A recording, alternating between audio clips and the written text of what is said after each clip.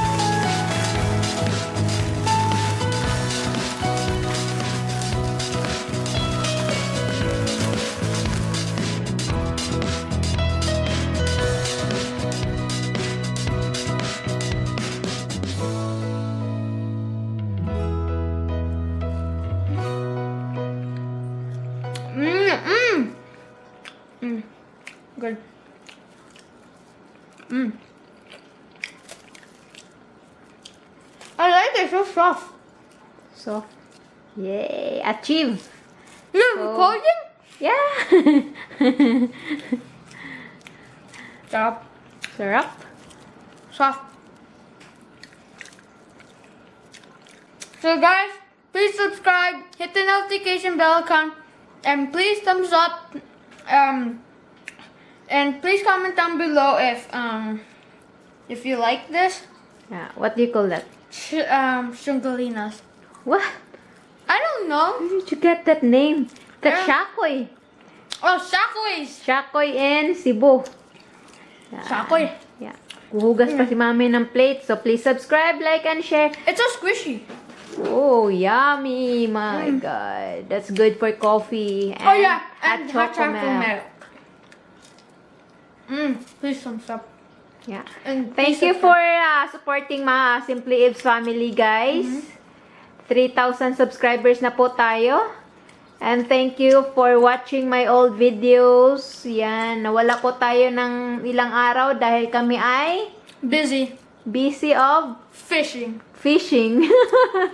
Yeah. Dahil next week ano na, School day. school days na. So, Yeah, at and least then we have. fall na, malamig na. Kaya ina-enjoy lang namin yung summer. At least we have stories to tell my classmates and my teacher. Yeah. This is actually good. So, these kids have also a channel. Yeah, Louis Grayson vlogs. But we just uploaded a video yesterday. Yeah. It's about fishing, having fun. Yeah. The only portion that you guys could understand in that video is Grayson talking. Yeah. But this is good. It's quite squishy. Wala yung isa nandun sa labas. Shh, don't tell him. Don't tell him. He's gonna finish it all. Okay, thank you for subscribing. Oh yeah, we're also tennising, so that's why. We're we going can't eat. tennis? Oh, yeah. Sunday. So, bye. Bye. Love you guys. Thank you for subscribing once again. This is amazing. Oh yeah, that's good for snacks. We also have donuts up there. Nah, don't like those donut na binibili sa ano. Yeah, it's kind of chewy. This is amazing. This one is amazing. Oh, niyakap na. Bye. See you next video. Time. Also, if you want ingredients, I don't know, Yeah. search it up or the link. I don't know what mom is gonna do. But bye. What's this? Love. Heart. Heart.